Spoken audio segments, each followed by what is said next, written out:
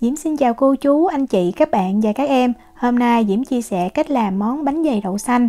Trong video này mình làm bánh dày từ gạo nếp luôn nha. Thì bánh dày làm từ gạo mình để sang ngày vẫn mềm dẻo ngon lắm luôn. Nếu mà mình không thích làm từ gạo nếp thì mình cũng có thể làm bằng bột. Thì Diễm cũng sẽ chia sẻ cái cách để mình pha. Bây giờ mình cùng vào bếp làm món bánh dày đậu xanh với Diễm nha.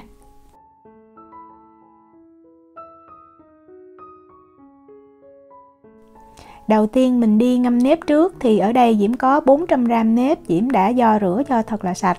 Đây là gói nếp của Thái Lan mà Diễm dùng nè.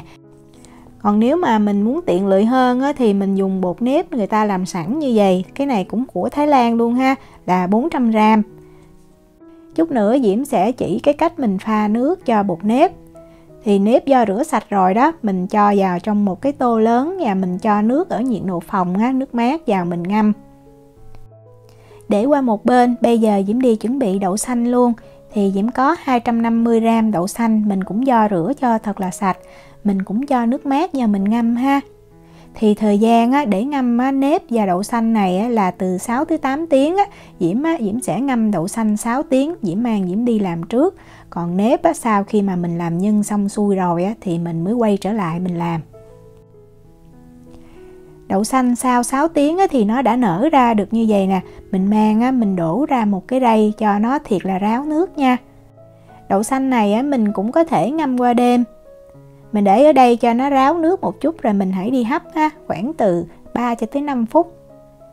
Sau 5 phút Diễm cho vào 1/2 muỗng cà phê muối. Mình xóc lên cho muối nó thấm đều vào đậu. Sau đó mình cho vào cái xửng hấp nha. Cho vào xửng hấp thì mình trải nó ra cho nó đều, để như vậy thì nó sẽ được chín đều hơn. Nước lạnh mình cho cái xửng hấp vào trong nồi luôn. Đậy nắp lại rồi mình hãy bật bếp lên nha. Và mình nấu sôi cái nồi nước này. Khi mà mình thấy nước trong nồi nó sôi lên thì mình hạ xuống cái lửa trung bình và mình hấp đậu xanh này trong vòng 20 phút ha. Sau 20 phút thì mình mở ra kiểm tra, thì cũng tùy cái xửng hấp của mình mình nên ăn thử cái đậu xanh ở trên cùng nhất ha. Hoặc là mình có thể bóp, mình thấy nó mềm, nó mịn như vậy nè, là đậu xanh mình nó chín ngon. Thì Diễm nhắc ra khỏi bếp, Diễm sẽ chia cái đậu xanh này ra làm 2 phần. Một phần mình dùng để trang trí và một phần mình dùng làm nhân. Thì phần trang trí Diễm cân ra 150g. Phần còn lại để làm nhân thì mình sẽ dùng một cái muỗng đó, mình tán cái phần này ra cho nó nhuyễn. Thì mình nên làm cái lúc mà đậu xanh nó còn nóng thì mình làm nó sẽ dễ nhuyễn hơn, cũng không cần phải thật là nhuyễn ha. Đó, như vậy là được. Bắt một cái chảo lên bếp Diễm cho vào 200ml nước, 120g đường. Để cho cái nhân của mình nó thơm hơn thì Diễm cho thêm 5g gừng mình bào ra cho thật là nhuyễn ha. Như vậy khi ăn cái nhân nó thơm thơm mùi gừng rất là ngon. Bật bếp lên mình nấu cho nước nó sôi và đường nó cũng tan. Khi mình thấy đường tan rồi thì Diễm cho vào 100g dừa sợi. Cái này bên đây là dừa đông đá nè, như vậy nhìn nó còn cứng ha.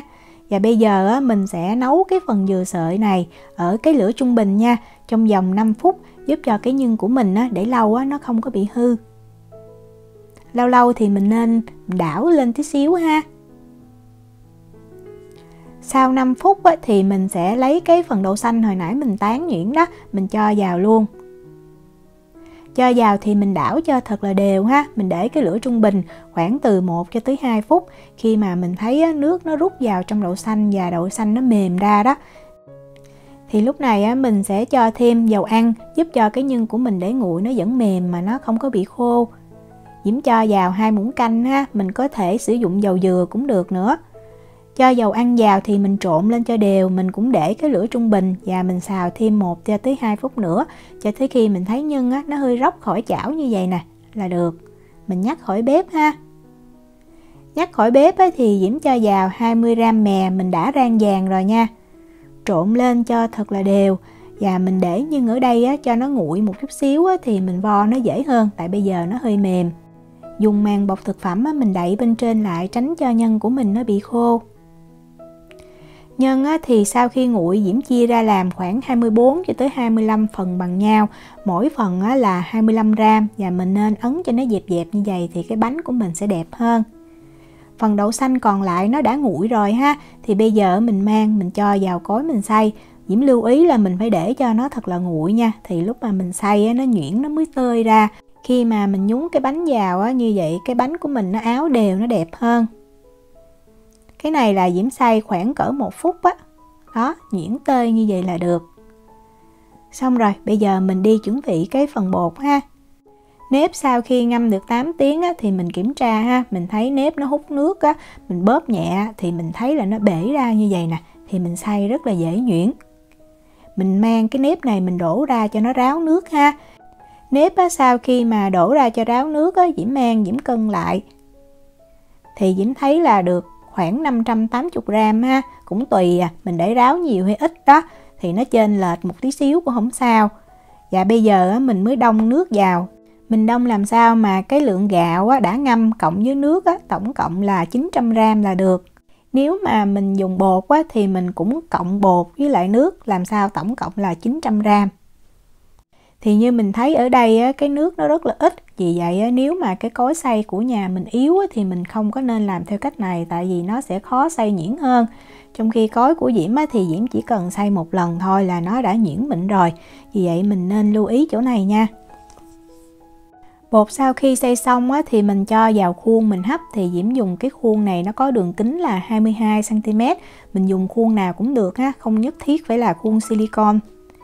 Đó, cái bột mình thấy là nó đã nhuyễn mịn, hoặc là nó lợn cợn tí xíu cũng không sao ha, quan trọng là nó phải sệt lại như vậy nè. Nước sôi mình cho cái sửng lên mình hấp, và mình hấp ở cái lửa trung bình trong vòng 30 phút. Cũng tùy cái sửng hấp của mình cái sửng hấp tre này thì Diễm thấy hấp 30 phút là cái bột nó chín rất là ngon. Mình mở ra mình kiểm tra thì mình sẽ thấy một cái lớp nước ở bên trên mặt bột, và mình kiểm tra ngay giữa của khuôn nha. Mình có thể ăn thử, khi mà mình thấy không còn cái mùi bột sống là bột nó đã chín kỹ. Nhắc khỏi bếp mình để cho bột nó nguội khoảng từ 15 cho tới 20 phút ha. Cái lớp nước bên trên thì mình cứ để như vậy, nó giúp cho mặt bột không bị khô. Mình chuẩn bị khoảng 20 ml dầu ha. Và nhồi bột thì mình đeo bao tay nha. Và mình sẽ thoa dầu đều lên hai cái bàn tay của mình luôn Và ở dưới cái miếng lót nhồi bột cũng vậy, giúp cho lúc mà mình nhồi cái bột nó không có bị dính. Cái bột này thì Diễm thấy nếu mà không có dầu thì nó sẽ rất là dính nha. Dù mình dùng cái khuôn silicon thì nó vẫn dính vô trong khuôn. Nhồi bột rất là nhanh ha. Lúc này thì bột nó vẫn còn nóng nè, bởi vì mình nhồi hơi cẩn thận. Và mình nhồi khoảng từ 1 cho tới 2 phút cho cái bột nó mịn lại thành một khối như vậy là được. Ấn vào mình thấy nó có cái độ đàn hồi ha, rất là mịn luôn và mềm nữa. Cái cách tự làm bột như vậy thì cái bột mình ăn thử mình thấy nó có một cái vị ngọt rất là ngon. Mình không cần phải pha thêm bất cứ bột gì vào nữa ha. Bây giờ mình chia bột ra thành những cái viên, thì mỗi viên nó khoảng 35 gram ha.